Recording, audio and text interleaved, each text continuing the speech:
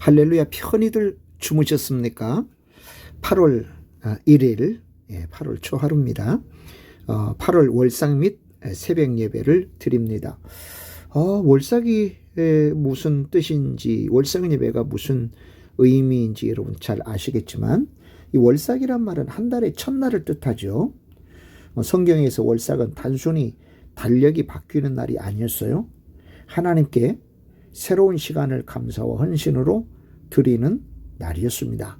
그래서 오늘날 우리 교회를 포함해서 많은 교회가 드리는 월삭 예배는 이러한 몇 가지 영적 의미를 가지고 있는 거예요. 첫째는 지난달의 은혜를 감사한다. 그렇죠. 지난달에 은혜가 없었다면 오늘 초하루 예배를 드릴 수가 없잖아요. 또 하나는 회개와 신앙을 새롭게 합니다. 늘 하나님 앞에서는 묵은 마음, 묵은 태도는 아니죠. 새로운 통회하고 자복하고 회개해서 새로운 자세로 서는 거죠. 또 새로운 달, 세 달의 삶을 하나님께 맡기는 거예요. 초하루에서 30날 또는 31일까지 하나님께서 인도해 주시도록. 그리고 가정과 교회, 나라를 위해서 기도하죠. 왜? 중요한 공동체니까 그렇죠. 그리고 하나님께 시간의 첫 부분을 드리는 헌신을 실천하는 게 이제 대체로 이러한 영적 의미를 갖거든요. 그래서 월삭 예배는 단순히 매월 첫날 드리는 예배가 아니에요. 새로운 시간을 창조주 하나님께 올려드리는 믿음의 고백인 겁니다. 그래야 불신자들, 세상은 한 달의 시작을 계획으로 열지만 우리 믿음의 사람들은 예배로 한 달을 엽니다. 그 하나님께 첫 시간 드리는 사람은 그 달의 모든 시간도 하나님이 인도하심 가운데 살아가기를 소망하는 거예요. 여러분, 시간의 주인은 내가 아니에요. 하나님이에요. 그렇기 때문에 이 한 달을 시작하면서 첫날, 이 첫날을 하나님께 드리는 것은 남은 모든 날도 하나님의 은혜와 인도하심을 의지하겠다는 신앙의 선언인 거예요. 이 8월 보면 절기상 입추가 있잖아요. 그죠? 그러나 입추가 지나도요, 말복이 기다리고 있는 삼복더위에 8월 중순까지 진행된 거예요. 뜨거운 태양이 내리쬐니다만 그 태양으로 인해서 곡식이 알이 차기 시작합니다. 또한 첫 주, 둘째 주까지는 또 우리 심신과 영의 회복을 위해서 휴가를 갖기도 하죠. 재충전입니다. 그러니까 재충전한 후에는 열정적으로 이제 일해서 추수를 향해 가는 겁니다. 그래서 8월은 그렇게 매우 중요한 달입니다. 여전히 하나님께서 우리를 인도하시고 보호하시고 공급해 주시는 게 너무 필요하죠. 그래서 이 월삭 예배를 통해서 하나님을 신뢰하면서 첫날을 시작하는 거예요. 그래서 여러분, 월삭 예배를 귀중하게 여기셔야 됩니다. 그래서 필요한 예물도 여러분 준비하시고 마음도 담아 하나님 앞에 드리면서 예배를 드리는 거, 이거 하나님께서 대단히 기뻐하시는 그런 예배 모습입니다. 오늘 8월 월삭 예배 및 새벽 예배, 오늘 8월 1일 예배 드리도록 하겠습니다. 우리 신앙 고백 드릴까요? 전능하사 천지를 만드신 하나님 아버지를 내가 믿사오며 그 외아들 우리 주 예수 그리스도를 믿사오니 이는 성령으로 잉태하사 동정녀 마리아에게 나시고 본디오 빌라도에게 고난을 받으사 십자가에 못 박혀 죽으시고 장사한 지 사흘 만에 죽은 자 가운데에서 다시 살아나시며 하늘에 오르사 전능하신 하나님 우편에 앉아 계시다가 저리로서 산자와 죽은 자를 심판하러 오시리라. 성령을 믿사오며 거룩한 공예와 성도가 서로 교통하는 것과 죄를 사하여 주시는 것과 몸이 다시 사는 것과 영원히 사는 것을 믿사옵나이다. 아멘. 주의 은혜에 감사하고 감격합니다. 주 앞에 예배할 수 있으면 얼마나 큰 은혜요 복인지 헤아릴 수가 없습니다. 하나님, 우리가 연약하여 마땅히 빌바를 알지 못하는 정말 약한 자들이지만 하나님의 은혜를 생각하고 잊어버리지 않고 또 감사하며 또 사는 또 저희들, 그래서 이 입술로 하나님을 찬양하고 예배하는 저희들의 초하루 예배를 받아주시고 이 8월 한 달도 주의 놀라운 복 가운데로 인도하옵소서. 그렇게 하심을 믿고 감사해서 예수님의 이름으로 기도합니다. 아멘. 찬송가 210장입니다. 찬송가 210장. 네, 시온성과 같은 교회 찬송합니다.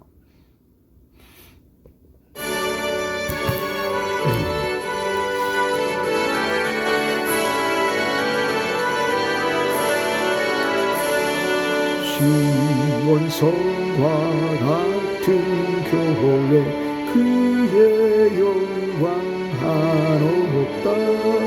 허락하신 말씀대로 주가 친히 세웠다. 반석 위에 세운 교회 흔들 자가 누구랴. 모든 원시 애워싸려 아무 근심 없도다. 생명샘이 솟아나와 모든 성도 마시니 언제든지 흘러넘쳐 부족함이 없도다. 이런 물이 흘러가니 목마를 자 누구랴. 주의 은혜 부족하여 넘치고도 넘친다. 주의 은혜 내가 받아 시온 백성 되는 때 세상 사람 비방해도 주를 찬송하리라. 세상 어떤 모든 영광 아침 안개 같으나 주의 자녀 받을 복은 영원 무궁하도다.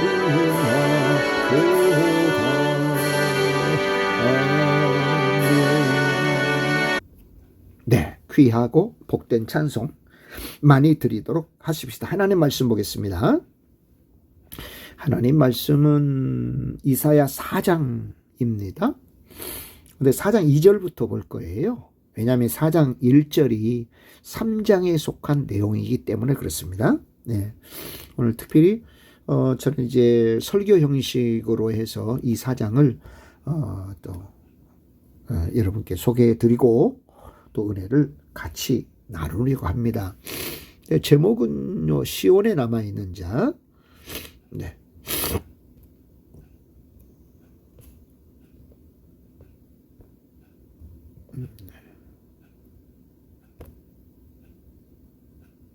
네. 예, 이렇게.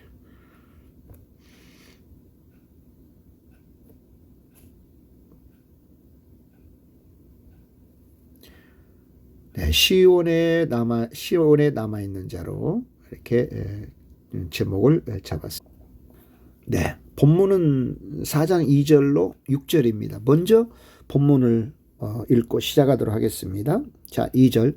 그날에 여호와의 싹이 아름답고 영화로울 것이요 그 땅의 소사는 이스라엘의 피난한 자를 위하여 남은 자라고 하는 뜻과 똑같습니다. 영화롭고 아름다울 것이며 시온에 남아있는 자, 예루살렘에 머물러 있는 자, 곧 예루살렘 안에 생존한 자 중 기록된 모든 사람은 거룩하다 칭함을 얻으리니 이는 주께서 심판하는 영과 소멸하는 영으로 시온의 딸들의 더러움을 씻기시며 예루살렘의 피를 그 중에서 청결하게 하실 때가 됩니다. 여호와께서 거하시는 온 시온산과 모든 지폐 위에 낮이면 구름과 연기, 밤이면 화염의 빛을 만드시고 그 모든 영광 위에 덮개를 두시며 또 초막이 있어서 낮에는 더위를 피하는 그늘을 지으며 또 풍우를 피하여 숨는 곳이 되리라. 네, 본문의 내용인데 말씀을 전하면서 또 한번 이 본절을 읽을 수도 있습니다. 여러분, 지금 삼복도의 정점을 지나고 있잖아요. 그야말로 혹서기입니다. 경남 중심으로는 폭염 중대 경보가 발휘되기도 했어요. 생소한 명칭이지만 적응해야 될 용어예요. 낮 최고 기온이 30도 중반에서 40도에 육박하는 정말 살인적인 고온입니다. 잠시만 길을 걸어도 숨이 턱턱 막히고요. 머리가 어지러울 정도예요. 한여름 한낮에 타는 듯한 폭염은 우리 몸을 쉽게 지치게 만들죠. 그늘 한 점이 얼마나 간절한지. 태풍이 이제 먼 바다에서 오고 있다는데 태풍이 좀 왔으면 좋겠다라고 그렇게 소원을 가지고 있는 사람도 있다는 거죠. 자, 그런데 우리의 영혼과 삶 역시 이러한 살인적인 더위를 맞이할 때가 있어요. 영적인 더위, 영적인 폭염이라고 말할 수 있어요. 뭐 세상의 거친 파도, 그 다음에 뉴스나 주변에서 들려오는 심각한 죄악과 불의함, 혹은 가정을 누르는 경제적 어려움도 폭염이 될 수 있어요. 또 질병이라고 하는 폭염 때문에 영적으로 지치고 낙심하곤 하지 않습니까? 그러나 오늘 하나님께서 이사야 선지자를 통해서 우리에게 주시는 말씀은 절망이나 낙심의 메시지가 아니에요. 가마솥더위 같은 고난의 날을 지나서 마침내 도달할 그 날, 하나님께서 자기 백성을 어떻게 보호하시고 영광스럽게 하시는지에 대한 위대한 소망의 약속이거든요. 자, 오늘 본문은 시온에 남아있는 자에 대해서 이야기하고 있습니다. 뭐 세상에 아무리 흔들리고 삶의 이 더위 폭염이 우리를 위협해도요, 끝까지 믿음을 지키고 남아있는 자들에게 하나님께서는 준비하신 피난처와 영광의 복이 무엇인지, 하나님께서 준비하신 피난처와 영광의 복이 뭔지 함께 나누고자 하는 거예요. 그럼 첫 번째, 고난과 심판 너머의 소망에 대해서 우리가 살피도록 하겠습니다. 2절 다시 한번 읽어보면, 그날에 여호와의 싹이 아름답고 영화로울 것이요, 아름답고 영화로울 것이요, 그 땅의 소사는 이스라엘의 피난한 자를 위하여 영화롭고 아름다울 것이며, 영화롭고 아름답다, 영화롭고 아름답다, 두 번이나 강조하죠. 먼저 이사야 1장, 2장, 3장은 어떤 내용이냐면은 남유다 백성들의 죄악을 지적하고 고발하지 않습니까? 이 남유다 백성들의 죄악은 뭐냐면 배은망덕한 죄예요. 형식적으로 종교생활한 거고요. 또 사회적으로 도덕적으로 타락했습니다. 예, 그 때문에 하나님께서 철저하게 이제 심판을 다루십니다. 예, 물론 하나님의 심판은 불순물을 빼내는 정화의 과정이라고 그랬죠. 자, 구체적으로 보면 지도자들이 부패했습니다. 백성들은 하나님을 버리고 형식적인 종교생활에 더구나 적극적으로 우상을 섬겼어요. 뭐 겉모습만 화려한 삶을 쫓은 거죠. 그래서 하나님은 바로 그들을 향해서 심판을 선언하시는 거예요. 자, 그런데 오늘 이 2절의 본문을 읽어왔지만 1장, 2장, 3장의 기조와는 다르잖아요. 완전히 달라요. 분위기가 반전돼요. 하나님의 심판은 백성을 완전히 멸망시키기 위한 게 아니에요. 죄악을 씻어내고 순결하게 만들기 위한 정화의 과정이기 때문에 그렇죠.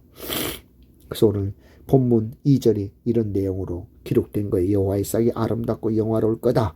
그 땅의 소사는 이스라엘의 피난한 자를 위하여 영화롭고 아름다울 거다.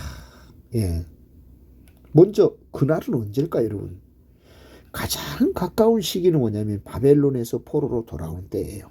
이스라엘로부터 가장 가까운 때는 바벨론에서 포로로 돌아온 때. 더 나아가서는 싹이 가리키는 예수님의 초림부터 다시 오시는 재림의 사이를 바로 그날이라고 말합니다. 지금의 교회 시대를 가리켜 그날이라고 또 말하죠. 그러면 그날에 여호와의 싹이라 했어요. 여호와의 싹은 뭡니까? 심판 후에 싹 터오르는 생명의 역사입니다. 궁극적으로는 이 땅에 오실 메시아이신 예수님을 가리키는 거예요. 이 싹은. 예, 싹은. 그래서 이사야 11장 1절, 이사야 11장 1절에서는요, 이새 줄기에서 한 싹이 난다. 이사야 11장, 4장 11장 1절이죠. 11장 1절. 자, 보세요. 1절 보셔요. 이새 줄기에서 한 싹이 나며 그 뿌리에서 한 가지가 나서 결실할 것이요. 예, 줄기에서 싹이 나고 뿌리에서 한 가지가 나서 결실할 것이다 라고 그렇게 말을 합니다. 네. 네. 자, 또 이사야 27장 6절에서는요. 27장 6절로 가봅니다. 27장 6절. 27장입니다. 27장 6절. 자, 후일에는 야곱의 뿌리가 바뀌며 이스라엘의 움이 돋고 꽃이 필 것이라. 그들이 그 결실로 지면을 채우리로다. 예. 자, 여러분, 하나님은 남유다의 타락 속에서도 다 타버린 마치 그루터기 같은 삶 가운데서 새로운 싹을 틔우시겠다고 약속한 거예요. 절망의 끝에서 소망의 싹이 터오는 거예요. 그 싹은 틀림없이 예수님을 가리킵니다. 예수님. 이 싹은 틀림없이 여호와의 싹은 예수님을 가리키는 거예요. 자, 싹과 뿌리이신 예수님을 통해서 예수님을 믿는 사람들이 움이 돋고요, 꽃이 피고요, 결실하되 지면에 가득하게 된다고 27장 이사야 27장 6절에서 말씀하고 있습니다. 예. 이것은 포도나무이신 예수님이 이 땅에 오셔서 성취된 겁니다. 예. 포도나무 가지인 우리들이 나무인 예수님에게 단단히 붙어 있음으로 인하여 움트고 꽃이 피어 결실이 가득하게 된 거예요. 예수님과 떨어지면 이런 결실을 맺지 못합니다. 말라 비틀어지죠. 그리고 우리 삶 속에 성령님의 열매가 가득하게 맺히게 된 거예요. 바로 이때가 이사야가 예언한 바로 그날입니다. 여러분, 정말 6.25 전쟁 직후에 잿더미와 같았죠. 실은 이 땅의 많은 도시, 마을, 교회, 폭격과 불길로 인하여 그대로 풀 한 폭이 남기지 않는 잿더미였습니다. 6.25 전쟁이 끝난 직후에. 서울에서 부산 피난길에 이르기까지 수많은 교회 건물이 불에 타고 파괴됐어요. 성도들은 삶의 터전을 완전히 잃어버렸어요. 그 인간의 눈으로 보면 한국교회와 이 나라의 민재는 다 타버린 그루터기처럼 아무런 소망이 없어 보인 거 아니겠습니까? 그렇지만 이제 성도들은 그 절망의 잿더미 속에서 포기하지 않았단 말이죠. 불에 타다 남은 목재와 천막 조각을 끌어모아 천국 곳곳에 천막 성전을 세웠습니다. 그리고 한 끼를 아끼는 헌금을 모으며 눈물로 기도한 거예요. 전 세계 열방의 사람들은 이제 한국은 또 그 교회는 끝났다라고 말했지만 하나님은 그 잿더미 속에서요 아름답고 영화로운 여호와의 싹을 틔워 올리신 거예요. 그래서 그 눈물의 기도를 통해 한국 교회가 다시 일어섰고 오늘날 전 세계에 복음을 전하는 영적인 기적의 나라가 된 것이 아니겠습니까? 여러분, 우리 인생의 터전이 마치 모든 것이 타버린 잿더미처럼 느낄 때가 있어요. 내 건강도 그렇고 내 사업도 그렇고 내 신앙도 다 타버린 그루터기 같다. 그 생각하면 낙심이 되지 않습니까? 그런데요, 하나님은 그 잿더미 같은 삶의 터전 속에서 아름답고 영화로운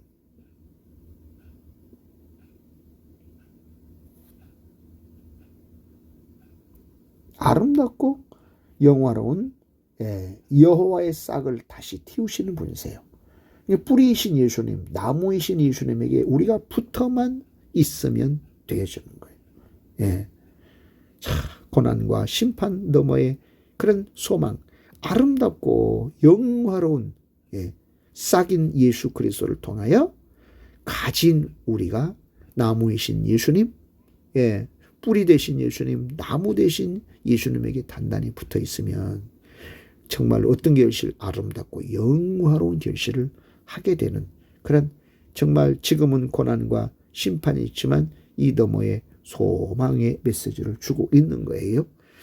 자, 두 번째는 남아있는 자는 곧 거룩함을 입은 자입니다. 3절과 4절. 시온에 남아있는 자, 예루살렘에 머물러 있는 자, 곧 예루살렘 안에 생존한 자 중에 기록된 모든 사람은 거룩하다 칭함을 얻으리니 이는 주께서 심판하시는 영과 소멸하는 영으로 시온의 딸들의 더러움을 씻기시며 예루살렘의 피를 그 중에서 청결하게 하실 때가 됩니다.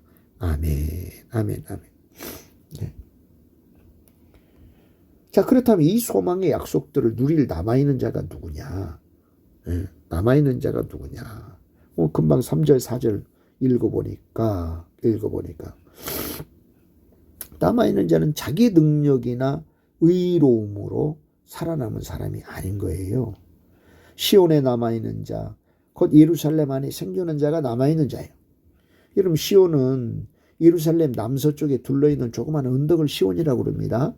근데 그 언덕을 지칭하는 게 아니에요. 예. 시온과 예루살렘이 상징하는 건 뭐냐면 하나님의 임재 처소가 있는 성전입니다. 성전. 예. 하나님이 통치를 의미해요. 그리고 신약시대에 하나님이 성전은 곧 교회인 우리들이라고 분명히 고린도전서 3장에서 이야기하고 있지 않습니까?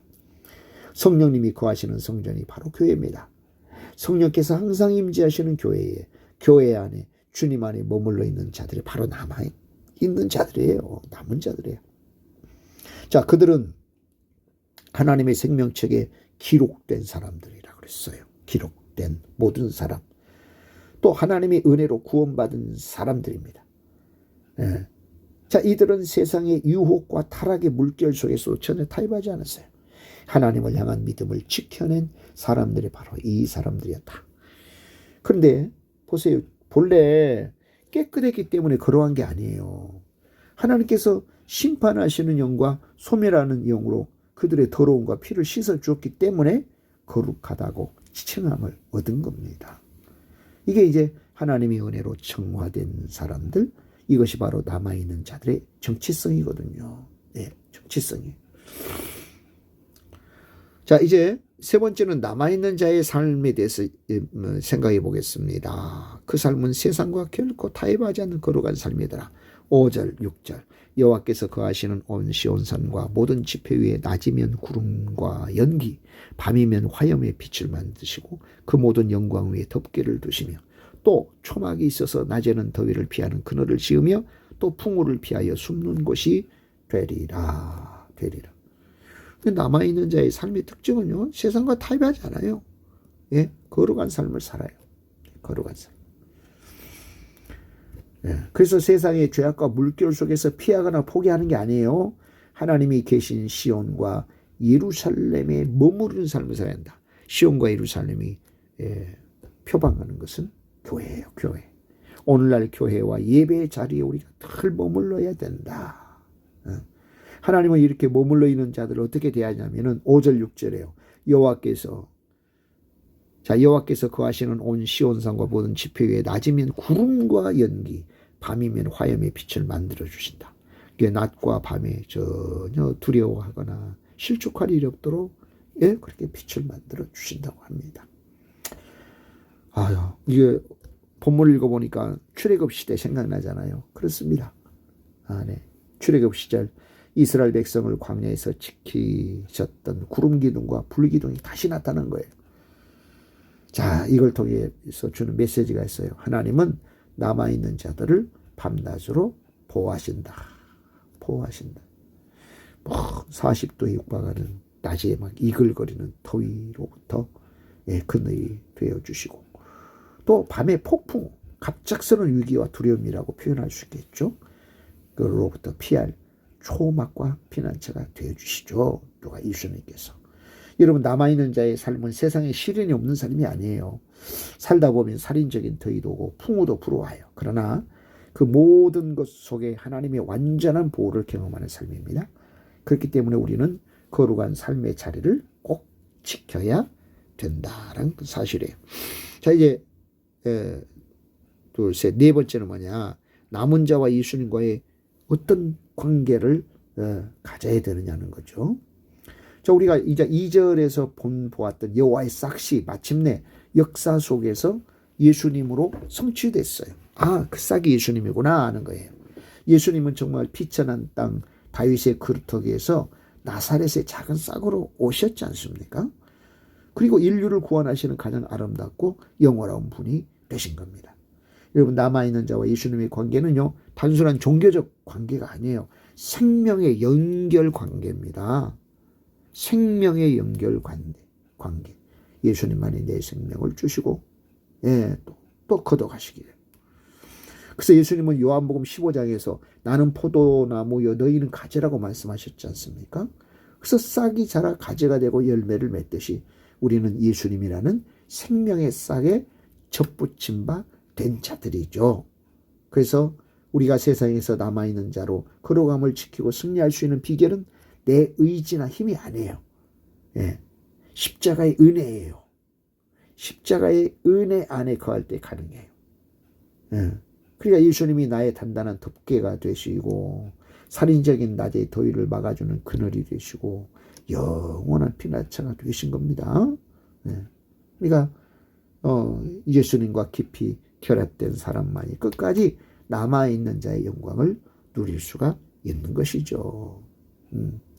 여러분 오늘 살아가는 우리가 어떻게 예수님 안에 머물리며 남아있는 삶을 실천할 수 있을까요? 그것은 바로 성령 하나님과 동행하는 삶을 통해서입니다. 성령님은 심판하는 영, 소멸하는 영이라고 그렇게 소개가 됐었습니다. 그러니까 우리 안의 죄를 깨닫게 하고 정결하게 하시는 그런 역사는 성령님의 역사인 거예요. 자, 오늘 청년과 학생, 그 다음에 장년, 또 노년이까지 우리가 하나님 앞에 또 이렇게 좀 예배를 드리려고 해요. 그러면 청년과 학생 시대에는요, 거룩함을 지키는 영적 절제의 삶이에요. 유혹이 엄청나게 넘쳐나는 세상이지 않습니까? 미디어와 문화 속에서 하나님 기뻐하시지 않는 더러움이 우리 마음을 침범할 때가 있어요. 근데 타로점이나 사주관상이나 점을 보거나 부적을 달고 다녀도 괜찮을 것 같다라고 생각하지만 전혀 괜찮지 않습니다. 정말 큰일 납니다. 그러니까 성령님의 도우심을 여러분 또 구하세요. 성령님, 내 눈과 마음을 깨끗하게 씻어주세요. 그래서 여러분 세상의 트렌드를 무작정 쫓는 자가 아니라 말씀 위에 서서 거룩함을 선택하는 남아있는 자가 되기를 바랍니다. 또 우리 장년 세대는 어떤 거예요? 삶의 열매를 맡기는 예배 중심의 삶이어야 됩니다. 가족이나 또 직장이나 자녀 양육의 무게로요, 이 낮의 더위와 같은 피곤함을 느낄 때가 많아요. 그래서 내 힘으로 인생의 폭염과 풍우를 막으려 하지 말자 말이죠. 우리를 덮어주시는 시원케 하시는 성령의 그늘 아래로 들어가야 합니다. 주일 예배뿐만 아니라 일상의 삶에서 성령님을 의지하고 기도의 자리를 지키시는 것. 이게 굉장히 중요합니다. 그럼 노년 세대는 어떻게 돼요? 다음 세대를 위해서 기도하는 영적 파수꾼이 되어지는 거죠. 되어지는 거예요.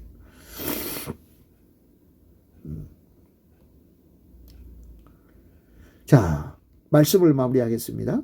30도, 40도 육박하는 폭염 속에서도 시원한 그늘 밑에 들어가면 살 것 같은 거예요. 자, 세상의 타락과 삶의 고난 속에서도 주님의 은혜 안에 머물면 소망이 있습니다. 그래서 여호와의 아름답고 영화로운 싹인 예수님을 늘 바라봐야 되고, 또 주님의 보혈로 씻음받아 거룩하다 칭함을 받은 또 이렇게 또 여러분은 하나님의 소중한 남아있는 자들입니다. 남아있는 자들의 초점은 항상 하나님이세요. 그래서 어떤 낮의 더위가 여러분을 태우려고 그러고 밤에 폭풍우가 여러분의 삶을 흔든다고 할지라도 전혀 두려워하지 마십시다. 하나님께서 구름과 화염의 빛으로 은혜의 덮개와 피난처로 또 여러분을 밤낮 보호하실 거란 말이시죠. 성령님과 손잡고 끝까지 믿음의 자리를 지켜서 하나님이 준비하시는 영광과 복을 온전히 누리는 모든 성도님들이 되시기를 주님의 이름으로 축복합니다. 축복합니다. 자, 이제 4장 2절부터 6절까지의 내용을 이렇게 설교라는 형식을 빌어서 이렇게 전해드렸습니다. 단순히 귀 담아 두지 마시고 내게 귀 담은 것을 꺼내서 반드시 우리의 삶 속에 살아내야 됩니다. 그래야 열매가 맺히고 그 열매로 인하여 하나님을 기쁘시게 하고 그 기쁨이 우리 가운데도 전달이 되는 것이죠. 자, 오늘 이렇게 또 말씀 귀중하게 또 받으셨으니까 말씀으로 충만한 삶이 이 8월 한 달에 더 많이 있으시길 바랍니다. 휴가 가서도 성경책 가져가셔서 한 구절 한 구절 묵상하면서 참 여러분 보셔야 너무 큰 은혜가 될 줄 압니다. 기도하겠습니다. 하나님 아버지 감사합니다. 주 앞에 예배하게 하셔서 감사합니다. 8월 월상 예배와 새벽 예배를 겸하여 드립니다. 8월 한 달도 주의 크신 은혜 가운데에 또 살게 하시고 또 하나님, 또 우리 모든 교우들 또 주의 또 은혜에 맞추어서 하는 등의 이 더위를 이겨내는 그런 지혜로운 하나님의 사람들 되게 하옵소서. 그렇게 하심을 믿고 감사해서 예수님의 이름으로 기도하오며 지금은 우리 주 예수 그리스도의 은혜와 하나님 아버지의 크고 놀라우신 사랑하심과 성령 하나님의 내주교통 충만케 하심이 오늘도 주 앞에 월삭 예배를 드리고 이 8월을 맡겨드리면서 또 새벽 예배를 드린 모든 예배자들과 우리 교회 나라와 민족 조국의 교회들 북한에 있는 지하교회 동포들 세계 열방 위에 지금부터 영원히 함께 있을지어다. 아멘 아멘 아멘. 감사합니다. 은혜 받았습니다. 오늘 하루도 승리하십시다. 주일을 잘 준비하도록 하십시다.